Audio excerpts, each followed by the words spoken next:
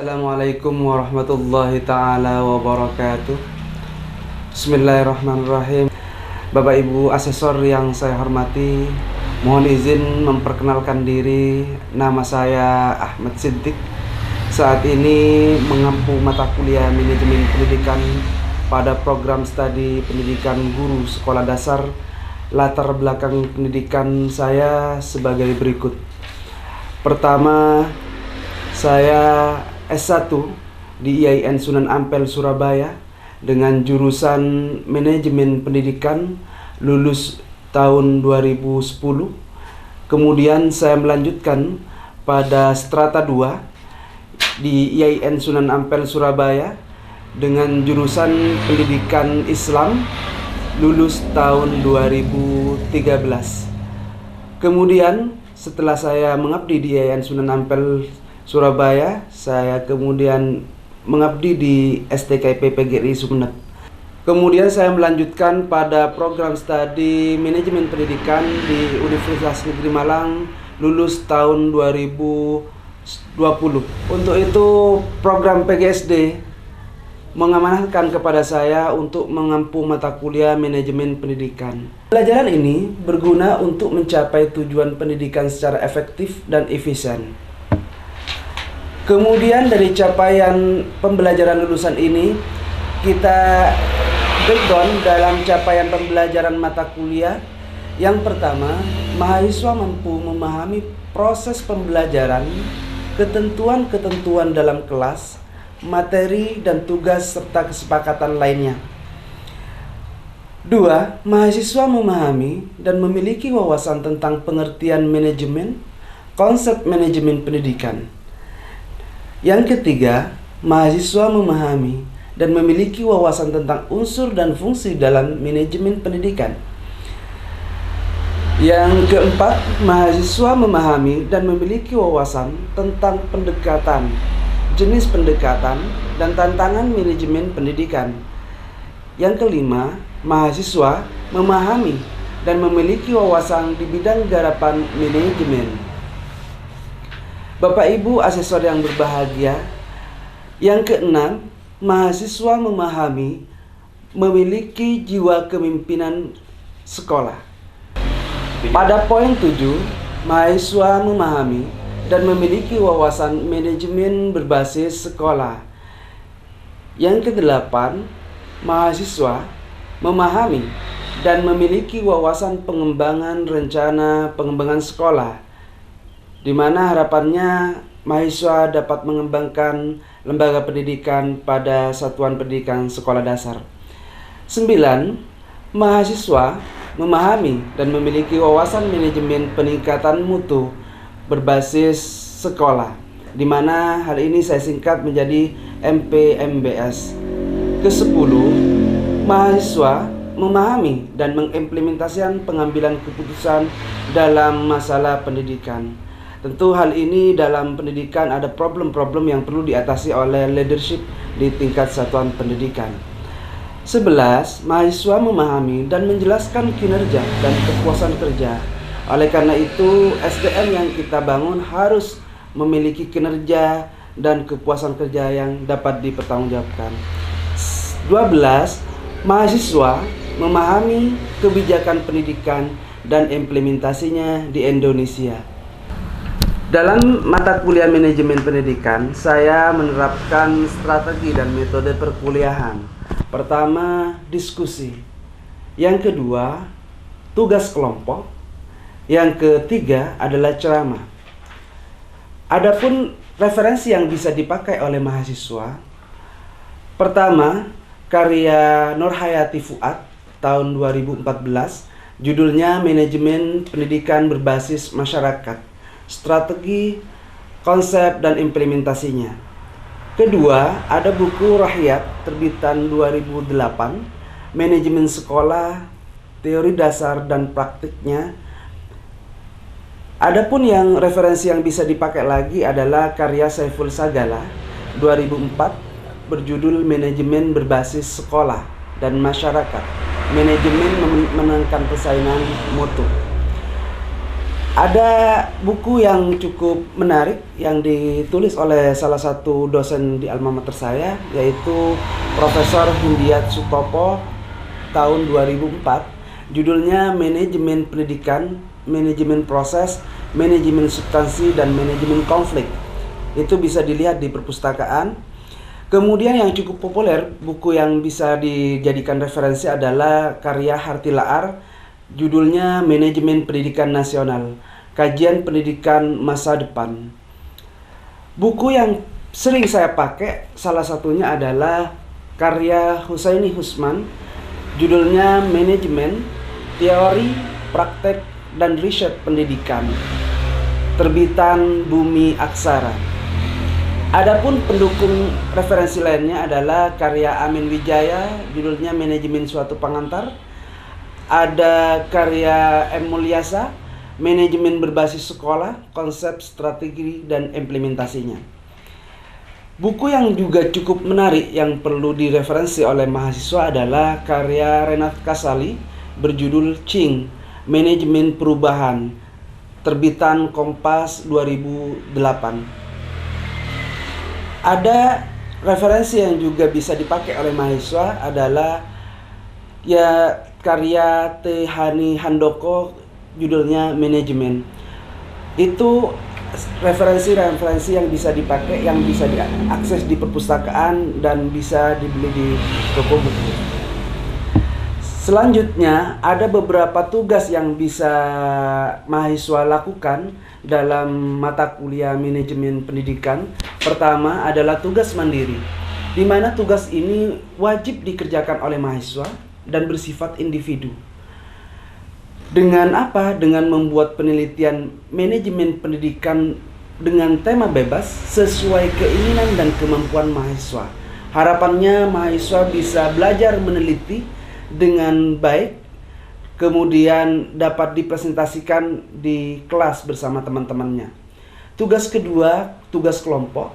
Tugas ini wajib dikerjakan oleh mahasiswa dan bersifat kelompok, yaitu membuat makalah presentasi sesuai tema bersama kelompok masing-masing.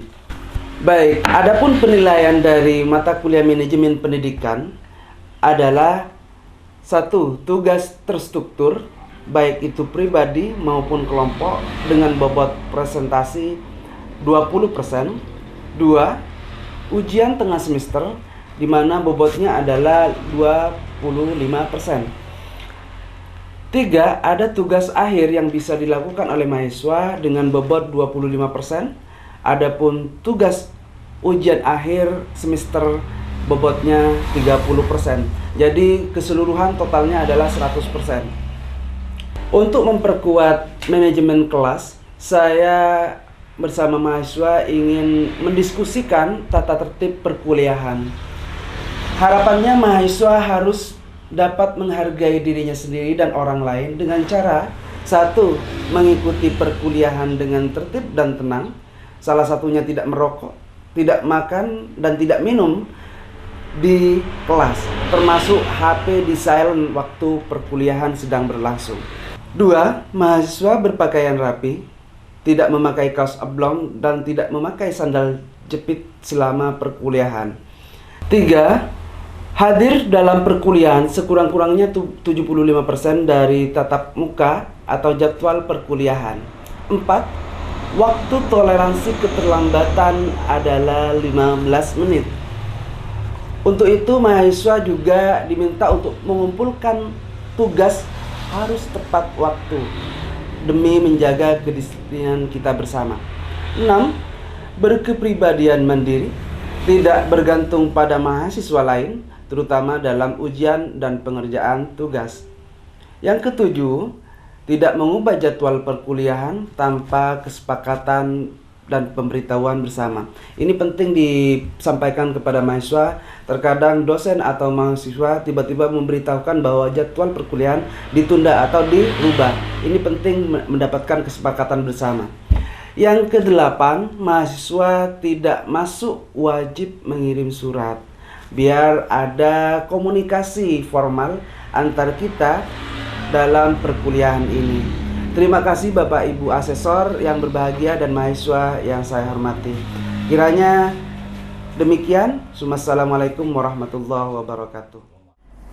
Baik, Assalamualaikum warahmatullahi ta'ala wabarakatuh. Waalaikumsalam warahmatullahi wabarakatuh. Saya ingin sebelum memasuki mata kuliah pembelajaran manajemen pendidikan subtema tentang unsur dan fungsi manajemen, alangkah baiknya saya ingin absen dulu ya, sebentar ya. Baik. Anggi Novianti Putri. Oke. Ahmad Khatibul Umam. Amelia. Ada Pak. Dewi Sulastri. Hadir Bapak. Oke. Dewi Vina Santika. Ada Pak. Yuliana. Hadir Bapak. Oke. Muhammad Faruk. Tidak ada ya. Oke. Muhammad Faruk tidak ada. Siti Aisyah. Udah ada Bapak. Tidak ada juga. Tola Afia. Ada Bapak. Oke. Nur Faiza. Ada Pak. Andre Yulianto Purwanto. Ada Pak. Johan Wahyudi. Ada Pak. Nur Hayati. Ada Pak. Rofika Aminatus Solihah. Ada Bapak. Alifda Selvita Nur Cahya. Ada Bapak. Lana Fauzia. Ada. Oke. Muhammad Ilyasi. Gak ada Pak. Oh, tidak ada. Ini izin sepertinya. Muhammad David Hidayatullah. Nurul Fitriya. Ada Pak. Siska Aisyah Putri. Gak ada Bapak. Baik, karena kita sudah melaksanakan pembelajaran yang ketiga kalinya, kita hari ini pertemuan yang ketiga. Barangkali teman-teman masih mengingat tentang apa itu pengertian dan konsep. Tetapi sebetulnya saya ingin mengajak teman-teman bahwa manajemen pendidikan ini penting untuk kita miliki sebagai pengetahuan, karena manajemen pendidikan itu adalah dapurnya sekolah. Dapurnya agar sekolah dapat dikelola dengan baik, direncanakan dengan baik, diorganize dengan baik, dan diarahkan atau dilaksanakan, kemudian dilakukan pengawasan dan penilaian terhadap pelaksanaan dari kegiatan, serangkaian kegiatan proses pembelajaran di sekolah. Jadi dapurnya sekolah adalah manajemen pendidikan. Harapan saya mudah-mudahan teman-teman bisa memaksimalkan kesempatan ini untuk mempelajari bagaimana unsur dan fungsi manajemen. Tetapi saya ingin bertanya terlebih dahulu kepada sahabat-sahabat sekalian mahasiswa, ada yang paham atau masih mengingat tentang pengertian manajemen dan konsep manajemen? Baik, siapa namanya Mbak? Oke, Mbak Lana dipersilahkan. Apa itu pengertian dan konsep manajemen? Manajemen adalah suatu pengelolaan sumber daya yang dimiliki oleh sekolah atau organisasi yang diantaranya adalah manusia, uang, metode, mesin, material, dan juga pemasaran yang dilakukan dengan sistematis dalam suatu proses. Oke. Ada yang masih ingat tentang pengertian manajemen? Tadi Mbak Lana sudah menjelaskan secara agak lebih detail, tetapi saya ingin pada pengertian dan konsepnya. Ada yang mau menambahkan? Saya. Oke, sebentar ya. Ini Mbak Mbak Dewi ya. Ya. Oke, Mbak Dewi dipersilahkan. Manajemen adalah sebuah seni untuk menyelesaikan pekerjaan melalui orang lain, menurut saya, Bapak. Oh begitu. Ada yang mau menambahkan? Tadi cukup baik Mbak Dewi menjelaskan tentang pengertian manajemen. Ada yang masih ingat tentang pengertian dan konsep manajemen? Saya, Bapak. Oke, siapa? Alifda. Alifda. Mbak Alifda. Menurut saya, pengertian manajemen yaitu keseluruhan proses yang menyangkut perencanaan, pengorganisasian, pelaksanaan, dan evaluasi dalam melaksanakan suatu kegiatan tujuan dengan lebih efektif. Oke. Ada yang mau menambahkan lagi? Tadi ada 1, 2, 3, 4. Oke. Ini kok duduk bareng sama-sama. Apa? Bismillahirrahmanirrahim. Menurut saya manajemen pendidikan di sini merupakan suatu proses atau kerangka kerja yang mana melibatkan sebuah bimbingan atau pengarahan terhadap suatu kelompok atau orang-orang ke arah tujuan-tujuan organisasional atau dapat disebut dengan maksud-maksud yang nyata sehingga sebuah rencana yang akan dituju berjalan dengan maksimal. Begitu, Bapak. Baik, alhamdulillah ternyata teman-teman masih mengingat ya tentang pengertian dan konsep manajemen. Hari ini Bapak akan menjelaskan tentang tentang unsur dan fungsi manajemen. Baik, kita lihat slide ya. Slide tentang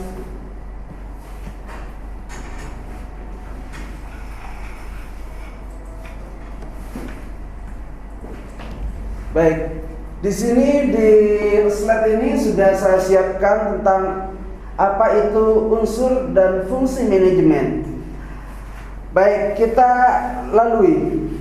Apa itu fungsi-fungsi manajemen pendidikan? Kalau kemarin kita hanya menjelaskan tentang pengertian dan konsep manajemen, hari ini kita akan lebih spesifik tentang berbicara unsur dan fungsi manajemen. Fungsi manajemen adalah salah satunya adalah merencanakan. Kemudian ada pengorganisasian, kemudian ada pengarahan, ada pengendalian untuk yang terakhir. Perencanaan, pengorganisasian, pengarahan, dan pengendalian ini menjadi satu kesatuan dalam sistem manajemen pendidikan agar sistem kerjanya itu saling kait-mengkait. Baik, kita lihat apa itu yang dimaksud dengan perencanaan atau planning. Apa itu planning?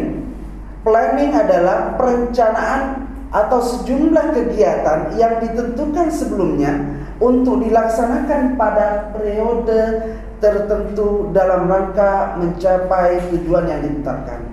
Jadi perencanaan adalah suatu kegiatan, daftar kegiatan yang sudah dimusyawarahkan bersama anggotanya dan ditetapkan bersama untuk mencapai tujuan tertentu. Ini menurut Husaini Usman.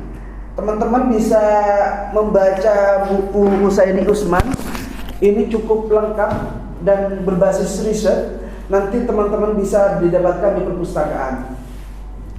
Baik, pandangan kedua menurut George Terry, pengertian perencanaan adalah menentukan tujuan-tujuan yang hendak dicapai selama suatu masa yang akan datang dan apa yang harus diperbuat agar mencapai tujuan tertentu. Artinya begini, Terry ini berpandangan bahwa tujuan-tujuan yang perencanaan adalah tujuan-tujuan yang hendak dicapai selama suatu masa yang akan datang. Artinya ada tujuan-tujuan yang hendak akan dicapai dalam suatu perencanaan dan apa yang harus diperbuat selama waktu tertentu sehingga tujuan-tujuan tersebut dapat dicapai dengan maksimal. Karena apa? Ketika perencanaan, ketika suatu kegiatan tidak direncanakan dengan sangat baik, maka akan menimbulkan pelaksanaan yang tidak baik juga. Artinya kita sebagai calon pendidik dan mudah-mudahan salah satu dari kita akan menjadi kepala sekolah. Maka ketika menjadi kepala sekolah, maka rencanakanlah kegiatan kita selama melaksanakan tugas-tugas kepala sekolahan agar pembelajaran, agar sekolah kita betul-betul direncanakan dengan baik. Baik, itu pandangannya George Terry. Yang pertama adalah pandangannya Husaini Usman. Barangkali teman-teman bisa mencari referensi itu di perpustakaan, dan bisa juga kalau misalnya mau membeli silakan datang ke toko buku. Adapun perencanaan dalam manajemen itu mekanisme kerjanya adalah satu, self audit. Apa itu self audit? Menentukan suatu keadaan organisasi sekarang. Jadi bagaimana kondisi organisasi kita, sekolah kita, lembaga kita. Misalnya hari ini sekolah kita kekurangan guru. Bagaimana kita merencanakan manajemen SDM? Itu harus kita lakukan dengan baik. Mulai dari apa yang kita tentukan, kemudian kualifikasi kualifikasi gurunya bagaimana, sistem tesnya bagaimana. Jangan sampai kita merekrut calon guru secara asal. Misalnya kita mau menentukan kita butuh guru matematika, lantas kita mencari di sekeliling kita tanpa melihat kualifikasinya dengan baik, itu tidak baik untuk kedepannya. Karena pendidik, terutama di manajemen SDM ini, harus direncanakan secara detail-detail. Karena apa? Karena disitulah kunci pembelajaran akan berlangsung. Kemudian survei lingkungan. Survei lingkungan ini dalam artian perencanaan kita betul-betul matang. Bagaimana situasi eksternal dan internal dalam suatu organisasi. Kalau bahasa perencanaannya itu ada istilah model analisis SWOT. Ada melihat kelebihannya, kekurangannya, peluang dan ancaman. Sama-sama kita baca bagaimana kita melihat situasi lingkungan eksternal dan internal. Selanjutnya adalah first case, yaitu meramalkan keadaan yang akan datang. Artinya begini, teman-teman mempunyai harapan di masa depan. Itu harus kita rencanakan dengan baik. Kalau tadi ada survei lingkungan internal atau menentukan keadaan organisasi sekarang, tapi sekarang itu meramalkan yang akan datang. Artinya antara kondisi saat ini dalam suatu organisasi, lembaga pendidikan, dengan harapan yang akan datang, itu harus makin dipersempit jaraknya atau jurang kendala-kendalanya. Hari ini misalnya SDM-nya kurang, tapi harapan di masa depan kita mempunyai SDM yang unggul. Jadi antara kekurangan SDM hari ini dengan SDM yang unggul di masa depan itu harus kita rencanakan dengan baik. Bagaimana? Dengan perencanaan SDM yang memadai, dengan sistematis, terencana dan terukur. Kemudian kita akan melakukan evaluasi. Bagaimana mengevaluasi perencanaan kita?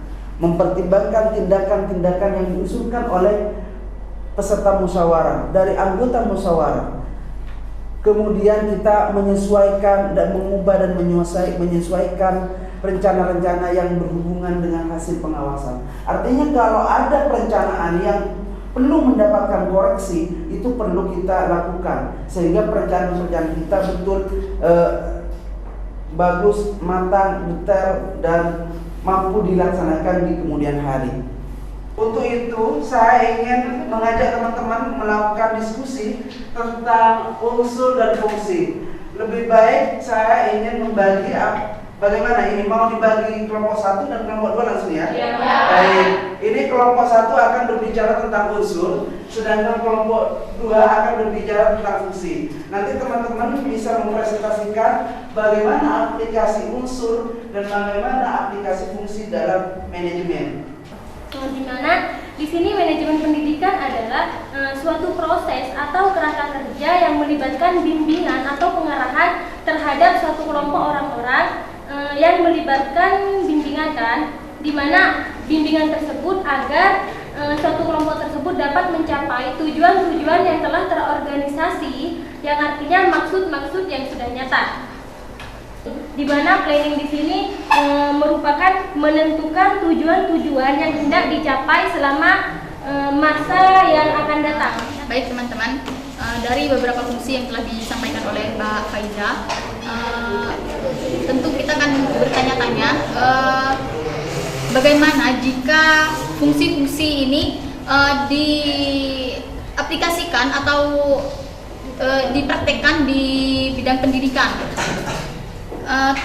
utamanya pada peserta didik dan tenaga kependidikan yang lain.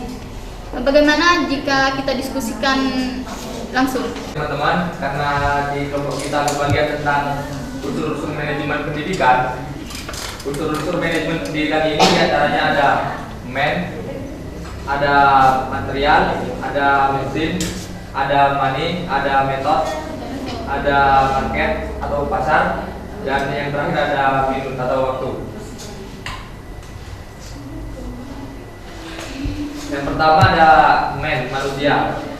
Manusia ini berperan sebagai manpower atau dalam organisasi perusahaan diperlukan untuk memimpin atau menggerakkan serta memberikan tenaga dan pikiran untuk memajukan atau kontinuitas lembaga. Selanjutnya kita diskusikan bersama dulu. Oke, terima kasih sahabat-sahabat telah menyelesaikan diskusinya. Mudah-mudahan teman-teman bisa memahami bagaimana aplikasi unsur dan fungsi manajemen dalam menerapkan di sekolah. Harapan saya teman-teman bisa mempresentasikan dengan mahasiswa lain agar teman-teman bisa memahami bagaimana kerja fungsi dan unsur dalam sistem manajemen pendidikan. Assalamualaikum warahmatullahi wabarakatuh. Waalaikumsalam warahmatullahi wabarakatuh. Di sini saya akan mempresentasikan hasil dari kerja kelompok kami tadi mengenai fungsi-fungsi dari manajemen pendidikan. Baik, sebelum lanjut terhadap fungsi pendidikan, kelompok kami di sini tadi membahas mengenai fungsi-fungsi kan. Terlebih dahulu kita membahas mengenai manajemen pendidikan. Di sini manajemen pendidikan merupakan proses atau rencana yang akan dilakukan nanti ke depannya agar tujuan-tujuan akan tercapai dengan baik. Beberapa fungsi manajemen yang telah dijelaskan oleh Mbak Faiza. Di sini saya akan memberikan contoh atau aplikasi di lingkungan sekolah, khususnya pada peserta didik, yaitu meliputi perencanaan. Perencanaan di sini yaitu melalui input, proses, dan output. Di mana input di sini yaitu berupa proses penerimaan siswa baru. Sedangkan proses yaitu siswa harus menguasai atau memahami tentang materi atau pelajaran sesuai dengan kurikulum. Sedangkan outputnya di sini yaitu berupa hasil belajar siswa. Bertanya, Mbak. Ya, silakan. Sebelumnya, perkenalkan, nama saya Nuwan Wahyudi. Tadi Anda menyebutkan contohnya yakni di lingkungan sekolah. Pertanyaan saya, seperti apa sih kriteria yang harus ditentukan pada saat penerimaan siswa baru? Saya akan menjawab pertanyaan dari Mas Johan, yaitu mengenai kriteria penerimaan siswa baru. Kriteria-kriteria penerimaan siswa baru itu sebenarnya sudah ditentukan oleh pemerintah. Hanya saja sekolah memodifikasi atau mungkin lebih mengorganisir lagi. Misalnya kriteria usia siswa yang akan diterima. Kemudian mendata kelainan khusus atau mungkin siswa-siswa yang diterima tersebut memiliki kebutuhan khusus seperti itu. Terima kasih sahabat-sahabat. Mari kita akhiri perkuliahan ini dengan pembacaan Alhamdulillah.